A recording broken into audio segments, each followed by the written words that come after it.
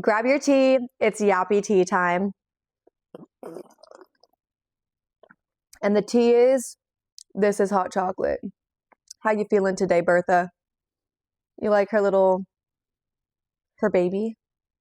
Yeah. Anyways, the tea for today, I've been actually kind of struggling with what I wanted to talk about.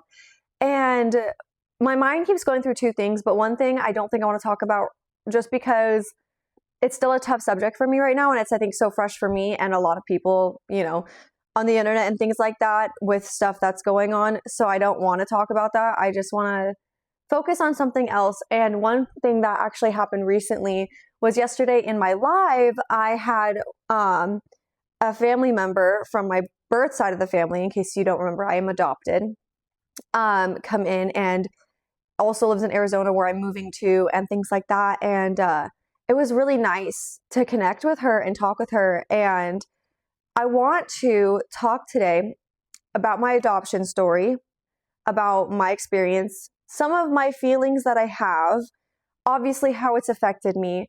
And it is not to bash or make anyone look bad for my birth family. It's not to make anyone feel guilty or bad about anything. Obviously, I have a relationship with both of my birth parents, and it's not, I just want you guys to know, if you're watching this, I'm gonna cry already. Me talking about it is not to make you feel bad. I don't, because I have forgiven, I have moved on, and I'm actually, in a sense, grateful for it, because I wouldn't have what I have today if it wasn't for these experiences, even though they were tough. I'm not gonna name drop. Please do not go find them. Please. This is to talk about my experience with something, what it was like, what it is like, and to connect with you guys and let you guys know that, feelings are valid and normal. And, if you're going through a similar thing or you have gone through a similar thing, you're not alone, even though it can feel very lonely for sure. And I've been trying to be careful about what I say on the internet about it, because I have upset people and received some backlash from my birth family side for that. And I just want to say that if I do make a joke about it, I am sorry if it hurts your feelings. That will never be my intention, but that doesn't mean it's not true. But it's my way of still coping with things that I know. And yeah, so if it's going to trigger you, please just don't watch. I don't need it. And so it's okay to just not watch if it's going to be a trigger, and that's okay. There's things that I can't watch that trigger me. So anyways, if you're new here, I was adopted around 2.5, and it's insane. So when my birth mom and birth dad, when my birth mom got pregnant with me, my birth dad impregnated my birth mom, because obviously he's not pregnant too. They were children, they were 15, 16 years old. So from that, I get it. You're children having a child. So but that's a tough position to be put in. And however, actions have consequences, and the decisions you make have things that will follow afterwards. And so while they were children, they were doing things that, one, children shouldn't be doing, and two, that you definitely shouldn't be doing when you're pregnant.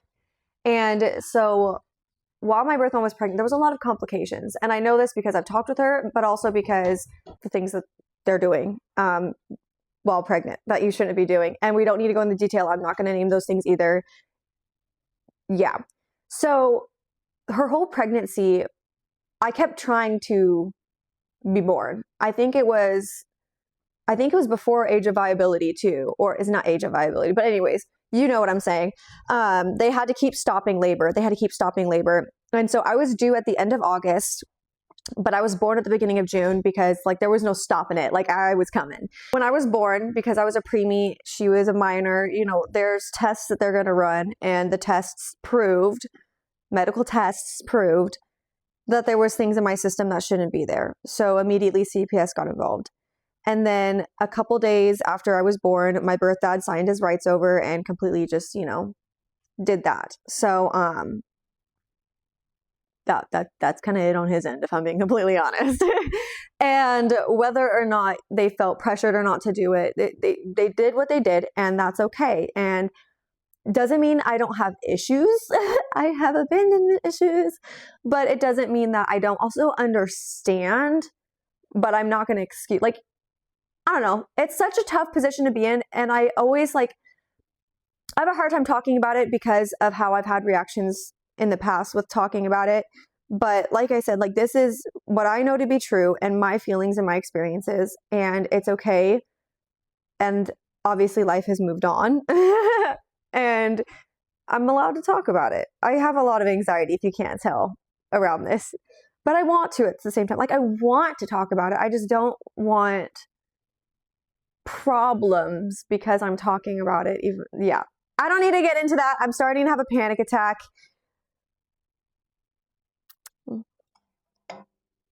Calm down.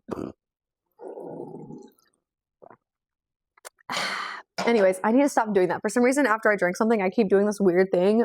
I don't know what's happening to me. But yeah, so I was in the hospital for a long time. And I have had a lot of struggles with maintaining my health and my weight. And it was a long, long road. And I know my birth mom, like, she tried, but also, you know, she was a child and going through teenage years. So it was a lot of like kind of in and out in a sense. And I remember one night, this is why I know things that I know too, is my parents were cleaning out stuff in their house. And this was actually when we lived in our old house before we moved here. And they had a stack of my papers from my adoption. And like, while everything was happening, that were medical notes, therapist notes, psychologist note, like all of this stuff. And they're like, hey, these are this is information about you. It is yours to do with what you want. They said, we're not telling you to read it. We're not telling you not to read it. This is yours, and it is yours to do with what you want. And we're like not swaying you anyway. When I tell you, my parents, I think, did absolutely the best that they could as adoptive parents. I hope that anyone who adopts does it the way and treats their children the way that they did me. The way they were so open with it. They never hid anything. And so I read through those, and it was a tough read. Whew, I remember sitting on the couch like, it's so hard because it's me who went through that. But then I'm like looking at my children, and I'm like, they're the age of that, you know? So it was really tough thinking like a baby went through that, but that baby was me. So she had lots of government support and stuff like that. She had lots of support from, you know, CPS and everything. And so she in and out of homes. I was in and out of foster care too. So it was like we'd be in a home together, or then I'd be in foster care. And so it was a lot of just moving around a lot and no stability. And then I was not being fed properly. I was not.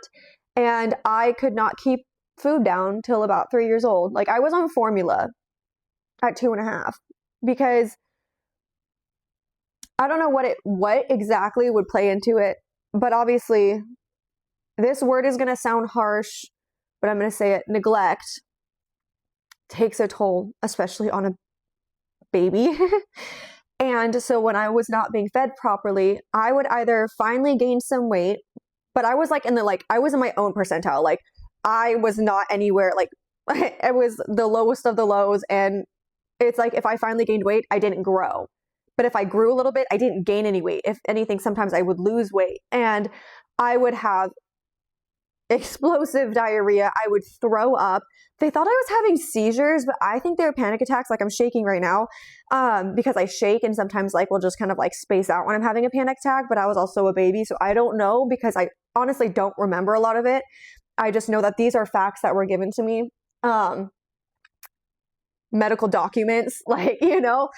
And so like I could not keep food down, and it was tough. And then finally the government was like, you're going to live in this home with her, 24 hours assistance, like you're focusing on being a mom, you know, or you need to choose to give up for adoption. It was pretty much saying like, choose her or choose to give her up for adoption for someone who can do those things for her. And as much as that's a tough choice, she had to make that choice, honestly. And I feel like if she didn't make that choice, we both would have been miserable and we both would have not been who we are today. And I think that it was the best decision she could make. And I want to like, let her know that, like, you know? And then, so yeah, my parents were in that adoption stage, and she did say like, you know, I want it to be an open adoption. And they were like, okay, like they understood. And, it was hard for both sides, of course, but they understood. And there was actually visitations for a while, after I was adopted, but then they stopped. And I mean, because they really stopped and they couldn't get a hold of her or anyone, then, you know, it was just me and my family. And I was diagnosed with a personality disorder at 2 years old. Ooh, where's those tissues? So that's great. And finally, oh, this is another thing. I had no hair for like 4 years of my life. And the hair that I had was so thin and so blonde.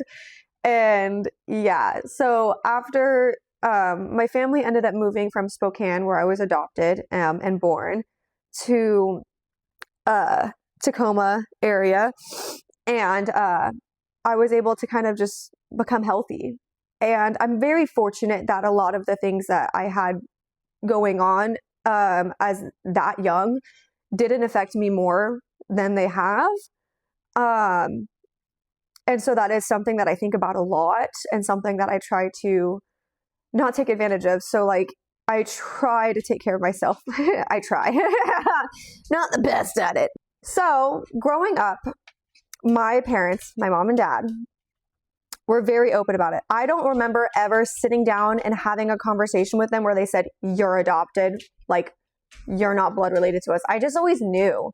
And we always just like talked about it. Like, I genuinely cannot remember a time where I just like didn't know and they like, it was some big shock. Like, I just literally always knew. And like, I remember in middle school, in middle school / a little bit of high school, like, I remember finding some documents and kind of reading through them. I remember when I found her name. But yeah, so my whole life, if I had questions, if I was curious about anything, they were very open, and they just went off of their experiences and what was also documented. And I want to make it very clear too that like my birth parents' experiences and then also my parents' experiences are going to be very different, and there's going to be different feelings with that. And that's something that they always talked about too. Like, they're like, no, like, your birth mom loved you. Your birth mom tried.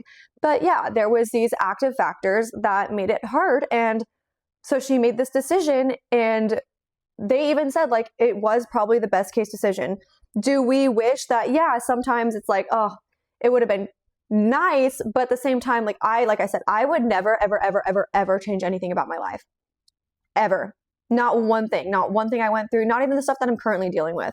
I would not change it because I know it's made me who I am, and I know who I am. And even though sometimes I feel about myself, I know who I am. I know I'm a good person. I know I'm strong. Oh God, I'm going to cry. My therapist is telling me to say nice things about myself. And I know who I want to be as well. And I wouldn't have that without all this. So, you know, and then yeah, they just were always open. I remember I found her name one time, and I was sitting in my typing class my freshman year with the girl who at the time was one of my best friends, and we looked her up on Facebook. We did. She had short hair at the time, and I think that's when she lived in Vegas. And I was like, oh my gosh, like, that's like, you know. And I remember just like always having that picture finally of her, which was really nice to put a face to it. Because it's a big part of me. This is a huge part of me. It's a very vulnerable part of me as well. And yeah, I remember my sister. So my sister is also adopted, but we're not blood related. My birth mom has not had any more children. but my birth dad has, I think, 4 other children, and I've met his daughter who he had after me, which we'll get into. And if they are watching this, there's going to be things that I haven't talked about with you guys yet, and I'm sorry if you're hearing about it this way, but sometimes I get scared to, I don't know. I have anxiety. So when I was a senior, we actually went and met my sister, who actually, this is another thing, is my sister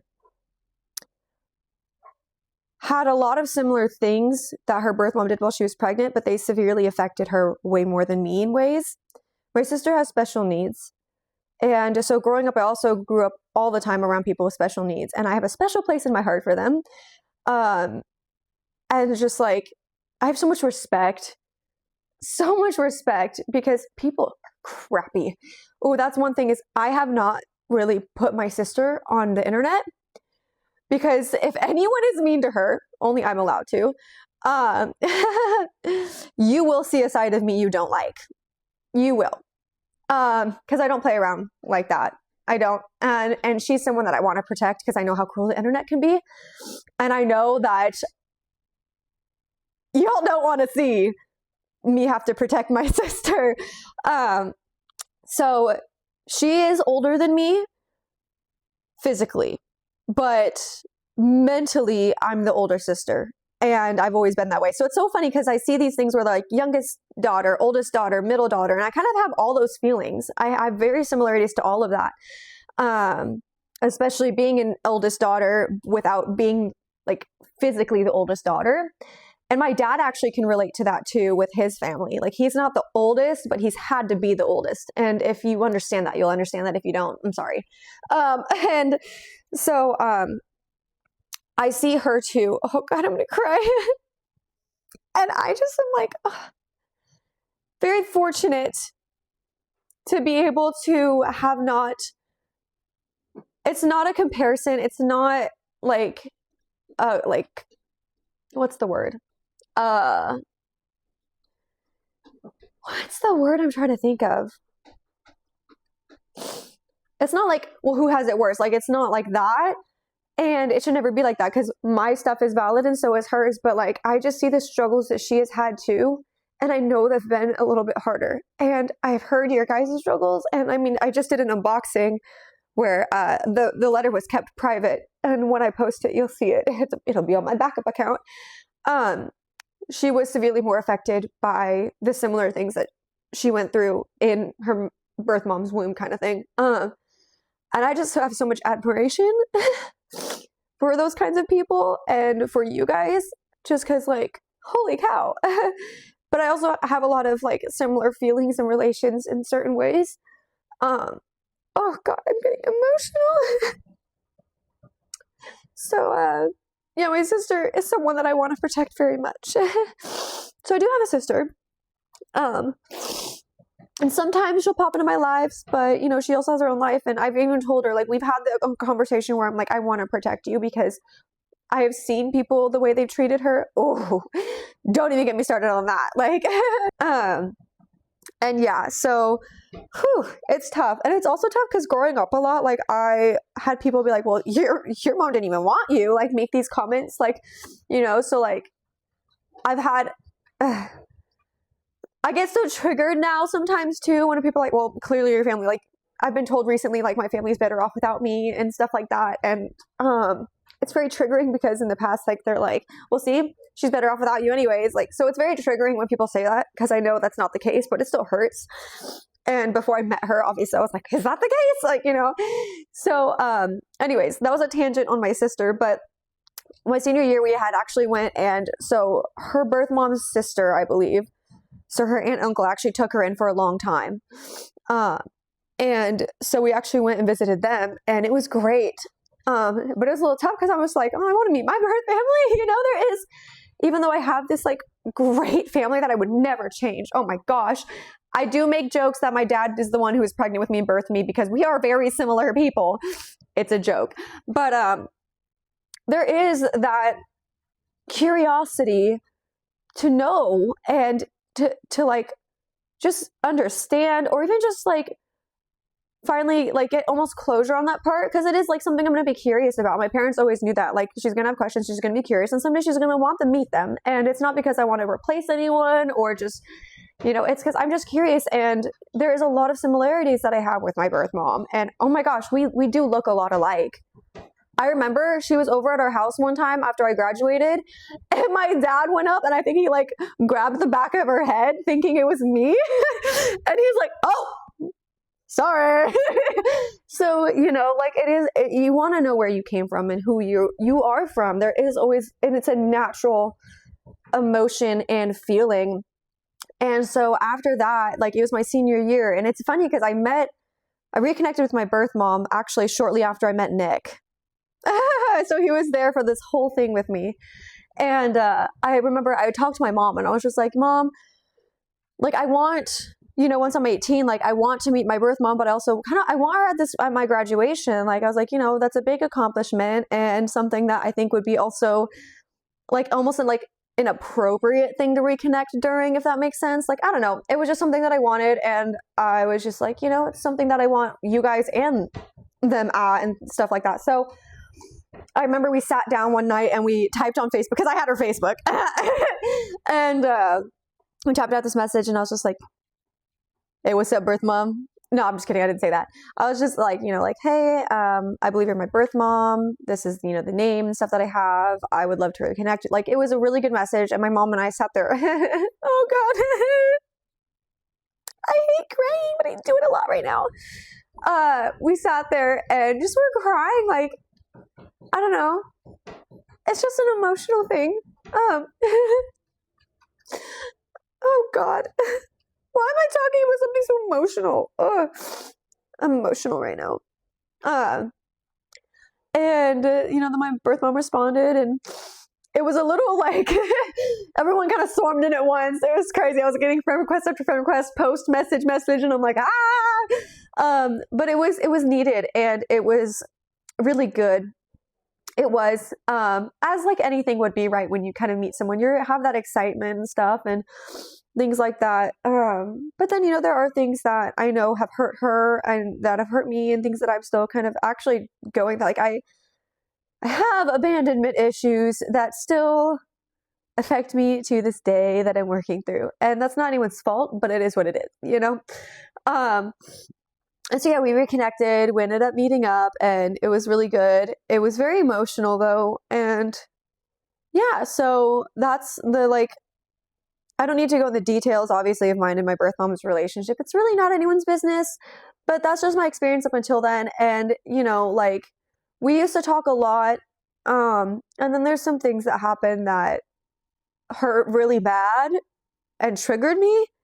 And then I found myself taking a little bit of space, to process it. And then, I don't know, like, life changes. My life got busy. Her life got busy.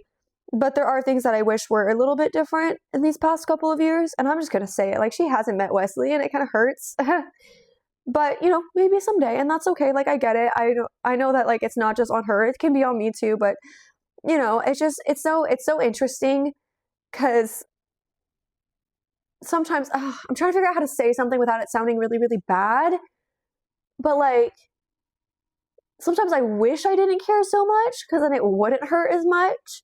And I probably wouldn't overthink things as much. But there's definitely things that it's obviously not perfect. But it's still a process. And then actually, she had moved here for a little bit, which was great. And then I mentioned that I was moving with Nick wherever he went, which honestly, did not go well, but we don't need to go into the details of those, because it still kind of can trigger me. But after things had like chilled out and like progressed and stuff, she actually had ended up reconnecting with my birth dad after he got out of jail. So actually, that's when I had reconnected. Are my eyelashes coming off from crying? They are. You know what? Frick this. Don't do this, guys. I'm going to vacuum. This is why I go through eyelashes so much, is because I have literally, I'm a disaster right now. There's a lot of things going on.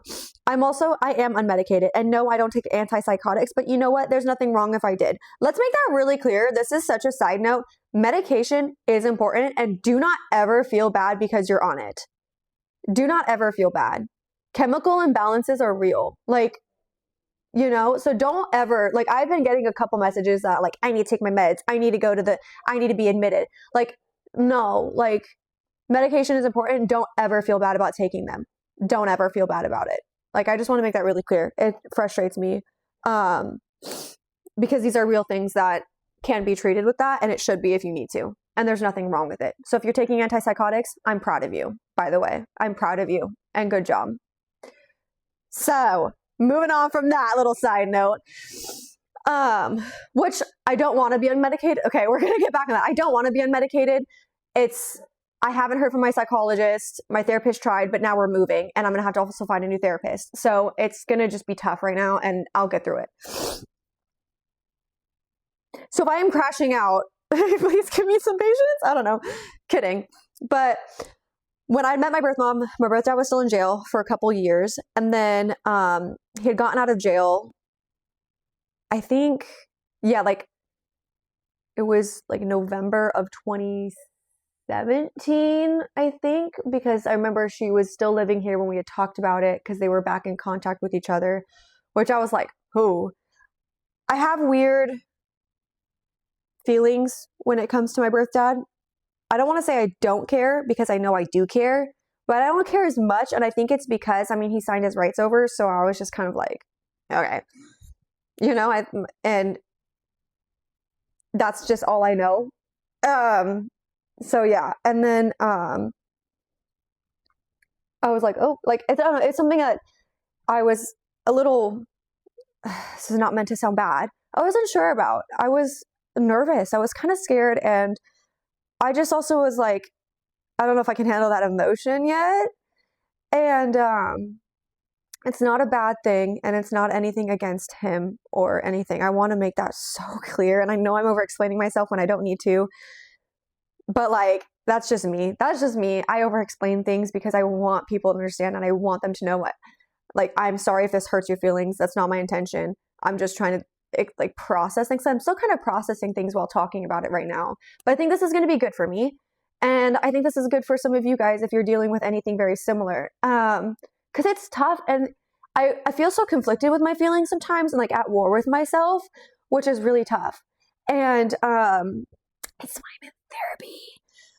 But, when a couple months before I moved to Italy, she was like, a lot of your birth dad side wants to meet you. It's hard because they like kind of call themselves my mom and dad, but they're my birth parents. They're not my mom and dad. And then I know that triggers them. Like, I know it triggers them, but what triggers me sometimes is, I'm going to say it. My birth dad will like try almost to make me call him dad. And it's like, you're not my dad. Oh, fuck, I'm sorry. Oh, fuck.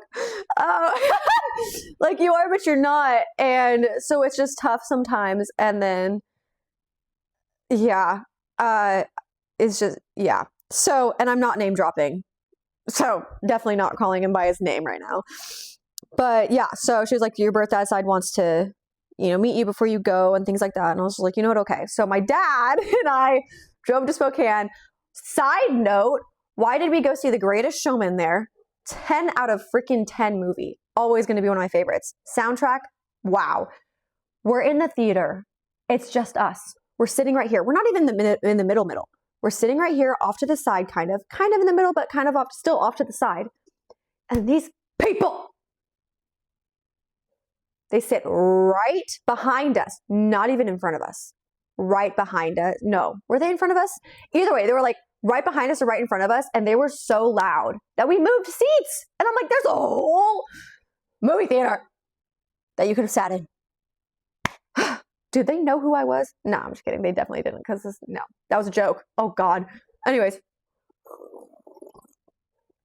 So we ended up meeting them, and that's where I met one of my half siblings, the oldest. And one of the things that is hard for me sometimes is seeing the other children in the relationship that he has with them. it's very triggering because like then I get into the why I'm not good enough. Why couldn't like, because you know, they're not that much. Well, some are. But anyways, it can be a trigger, and it was tough because I'm just sitting here like, I have my dad and I would never change him. But it is hard because it's just like, huh. So, you know, like you could do that with them, but not me. Like, anyways, I understand certain things too. He was a child and I was his first, but still, I have my emotions and feelings that I'm processing. I'm like trying not to sound shaky. So we met them and it was actually really good. It was still a little overwhelming and emotional, but still good. And I'm glad I did it. I feel like it was just the best time for me to do it. And having my dad there helped a lot because he's my safe space. Oh, I'm going to get emotional about my dad. Yeah. And then, I remember thinking, this is funny. I remember my birth mom and my birth dad had kind of like walked off to the side a little bit and we're talking and stuff and just chatting. And I think that was their first time seeing each other after all of this and stuff. But I remember looking at my dad and we kind of looked at each other, you know, when it's like, Bertha, we're going to reenact it. I was like, and then my dad did literally the same look, Bertha, do it. You see, she did it. The same look back like, And my birth parents are back together, which is really crazy because I feel like that doesn't happen a lot, but it's also really weird and triggering. Not gonna freaking lie. I know they were children and really young and they're a lot older now. Doesn't mean it still is like, you know, because comparison is a thief of joy, but sometimes, I mean, that's what a normal person, like, it's normal to kind of be like, well, I see these like 15, 16-year-olds having kids and just transitioning to that role of life kind of thing. So it is hard to be like, why couldn't they do that for me? And like, no one's like at fault and there's no blame on anyone because this is just a part of life, but it's still, you know, your brain, it's a natural kind of reaction response. And so I'm trying not to feel guilty for those things, but I'm trying to make sure that like your feelings are valid, your actions may not be. So I'm always trying to make sure my actions are in line with my feelings while being appropriate. I think that's the right word. And that's what I've been, recently too, like I've had some things where I was like, my actions, while still, yes, my feelings are valid, my actions may not have been. And it's also hard because I have so many eyes on me. And then it's, you know, when I get emotional and stuff like that. So I try to always keep that in mind, but I'm not perfect and I'm going to make mistakes and I can own up to that. And I've been trying to, but so I don't remember exactly when she told me, but I could just tell because they would like hang out and she would like FaceTime and things like that. And I know that one thing that probably triggers him is I don't say I love you. And I think there was only one time I did, and it's because I was being pressured into it. It's like, I love you, say I love you. I said I love you. And that can be a little tough because I don't know you, but I know you, but I don't. And it's not like I don't care, but to me, like, love is such a heavy emotion. And right now, like, I care, I don't want anything bad, but I don't know you and I don't really still have a relationship and things like that. And it's really weird. It's a weird thing for everybody and it's uncomfortable for everybody. And yeah, so I do remember like it came down for my birthday a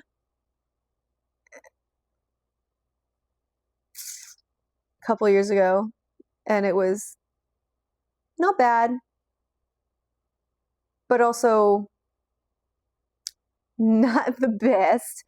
I know there were some things that, like I said, triggered them and there's things that trigger me. And I think one of the biggest things that trigger me is I understand from like their point of view, like, you know, I came from them and they all know and have these connections with that. I don't know anyone. I don't know the like family lore. I don't have these connections. You guys are all comfortable. And then I'm like sitting here and I have my family. I have, you know, Luke is my brother-in-law and I always have to give him shit. Okay. Don't ever tell him I said he's decent brother. But I made a joke one time and I was just like, oh, like he honestly is the brother like I've always ever wanted. Like, you know, like it's great, even though can't stand him. Got to make the joke. And I remember like, she was like, well, you do. And I was like, oh, I don't know. So it's been like, there's been just things on both ends where I'm like, ooh, I probably should have watched what I said in the moment, but I was talking to someone else and didn't realize. And then, you know, stuff like that. And I'm hoping that maybe this can also at least give them some more understanding with like where I'm at kind of stuff, because I don't know, I'm also just yapping, giving you the tea on my life, right? So it's been like, we used to still, like, we don't talk as often anymore. And that's on both of us. But sometimes I feel like I'm the one to like reach out a lot and kind of try to have that relationship. And that's actually like, that's not on me to do. It's not like my responsibility in a sense, you know? And it does get triggering. And this is why I've taken some like space. It's so hard to see them as like a happy family with their, like his other children. And I don't want it to make it seem like I don't want them together. I want them to be happy. And if they're happy together, that's what matters. And I think that's great that actually two people can go through something like that and still come back together. Honestly, like I admire it. I think it's beautiful. And I love love. And so, you know, but you know, it gets hard because then my brain, you know, does that thing where it's just like, well, see, they don't even need you. Like, why would they want you? Like, you know, clearly they still don't want you. Like, you see what I'm saying? So it's tough, but I don't ever want to like, it's hard for me to even tell anyone that because I don't want them to think that I don't want them to be happy and have that. And I don't want them to think that they can't share that with me because, you know, and so like when I have like, you know, called them and stuff like that, like, you know, it's good. And then I think it's more so like after when my thoughts get to me, my thoughts are getting to me. And Bertha, can I have yours? I'm downing this like it's just fucking hot chocolate. But there's so many things that I'm trying to process too, so I don't accidentally, like I never want to take anything out on anyone because that's also not fair and that would not be an appropriate action, you know? So it's so conflicting and it's normal to be conflicting. And like, I'm still angry and sad while still being happy and content. And it's nice to have this relationship with them. Like I recently, when I told my birth mom, like that we're moving and stuff, she's like, oh, you have, a cousin down there. And actually, like I said, she came into my live last night and it was really nice. And I'm very excited to talk with her and connect with her. And I wish I could have that with other people, but also it is what it is. I did actually have my birth sister, my half sister. I met her. She actually came down and visited with her babies one time, and that was really, really fun. But you know, like her life got busy. I don't remember last time we talked, and I know I tried to reach out a couple times, but you know, I also want to make sure that I'm not annoying anyone and things like that. But like I said, I don't want to force it on anyone, but I also don't want to force it upon myself. And so I think a lot of it is still just like me like processing it and understanding it. And then, you know, there's things that I've been able to process, I think, pretty well, especially with therapy. Shout out to my therapist. How dare you not be licensed the whole world, so then that way you can just stay with me forever. I'm taking Bertha's, guys. I don't care. Thank you. I'm just gonna. Yep. But yeah, so anyways, I actually, speaking back onto, I this is just like a little thing I just had a thought of and I want to say it. My brain is like all over the place right now. And like, I'm kind of scared. But, I'm good. I go to the rage room a lot. So I finally have just became healthy at a healthy weight. And I think getting pregnant was a trigger, but it like, I think my kids helped my eating disorder. And that's another thing that gets so hard too, is I think that's why I'm so hard on myself as a parent. And it's not like, my birth parents aren't bad parents, by the way. Like, they're not, it's so weird because I don't want to say they're not my parents, but like, you know, like their role is very, very different. But, you know, I have my own triggers and my own things where I know that kind of transferred over into my parenting style.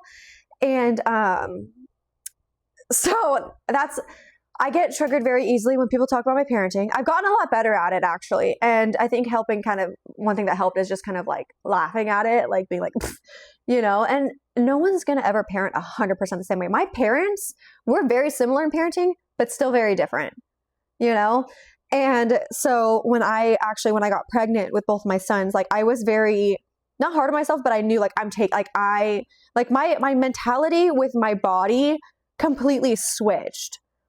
I was like, okay, boom, like literally on track. Like I'm being healthy. I'm doing this. I still can't look at a scale, but you know what? I knew I was healthy. I made sure to tell the doctors, just tell me if I'm healthy or not, you know, cause that's what matters. And, like, and even after birth, even though it's hard seeing my body the way it is now, which may not seem like much to some people, but it is for someone who has these issues, I still have body dysmorphia. Like these are real things and they're tough. And I want you guys to know that I still experience them too. So, you know, like I was always, I mean, looking back though, like it's hard for me to look at pictures from the past, but it's also good for me because I'm like, I look sick.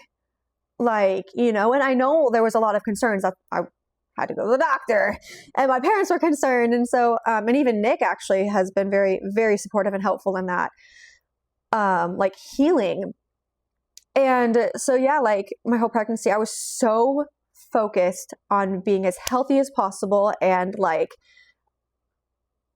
literally, like, I was just like, if I have to take Tylenol during my pregnancy, like for me, I was just like, it's going to be like absolutely must have type of thing.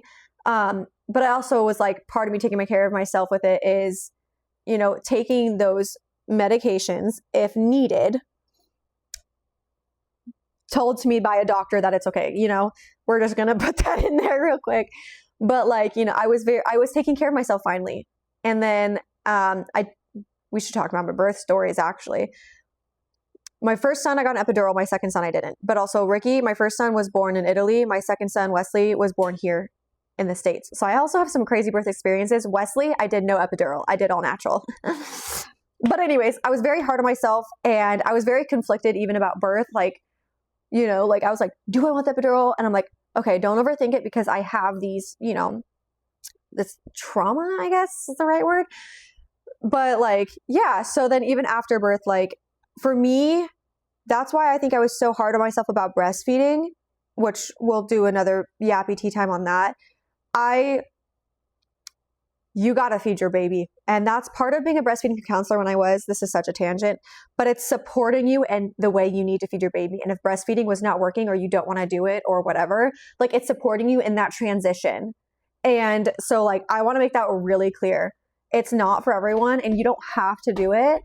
And that's why there is alternatives, you know? And so for me, because of my own things, like I was like, you are breastfeeding these children, because that was something I needed to do for myself kind of thing. And that's not on anyone who doesn't breastfeed. I want to make that so freaking clear. Like that was on me. Like I set that for myself. I've always been like, you are going to do what you need to do for you. You know yourself and your baby the best, and you're going to do what you know is best for you guys. And as long as there is no harm being done, then it's not anyone else's business anyways. But yeah. And then I finally like kind of started to feel normal after Ricky, but still struggled. And then I got pregnant with Wesley. And ever since, yeah, I had them, like, I'm finally at a healthy weight. I know I am because I don't look at the number. I step on the scale backwards and Nick's like, you're healthy. And plus he's like, boobs and butt look nice. And I'm like, ah, fuck. We ain't have another baby though. Be careful. No joke. But it's still something that I struggle with. And my pants don't fit me right now, guys. And that's such a big trigger. Oh my God. But it's taken me 26 years to finally be healthy and accept that it's okay to be healthy. And I just want you guys to also, I think what I want to also get through is that it's okay for it to take time. And it's okay if you're able to heal some parts of you, but if some parts still won't fully heal, I feel like that's okay. And I think that's something I'm learning too, is it's okay to not be okay. Oh, I'm not okay. I'm not okay.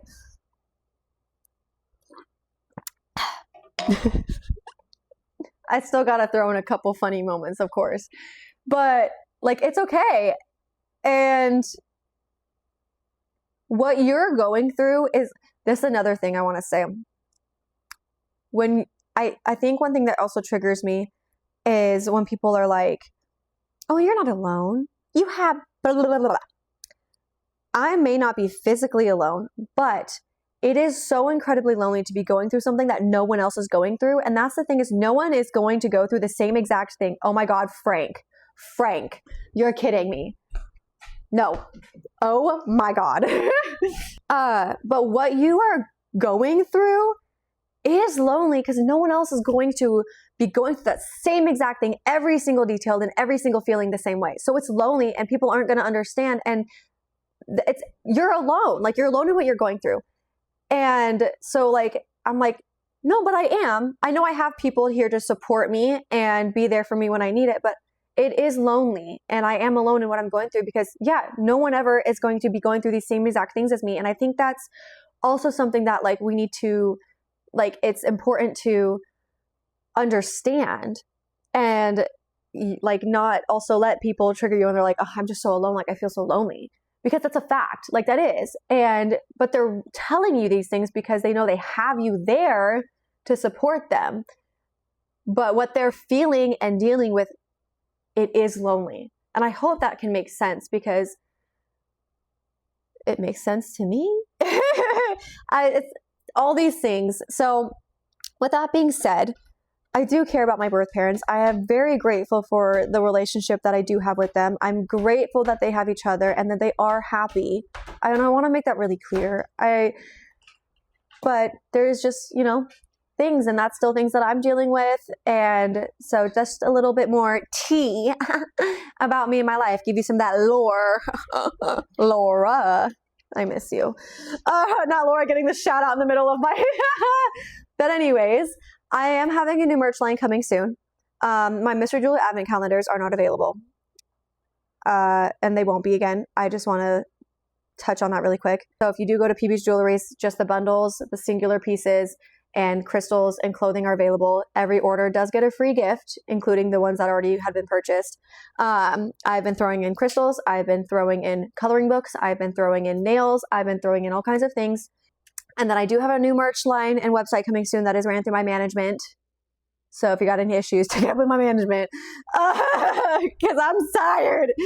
And then, of course, if you didn't see last week's Yappy Teatime, it was about becoming a content creator and obviously what it's been like. I almost wish I waited till this week to do that, but I'm also glad I didn't, because this week has been a tough week.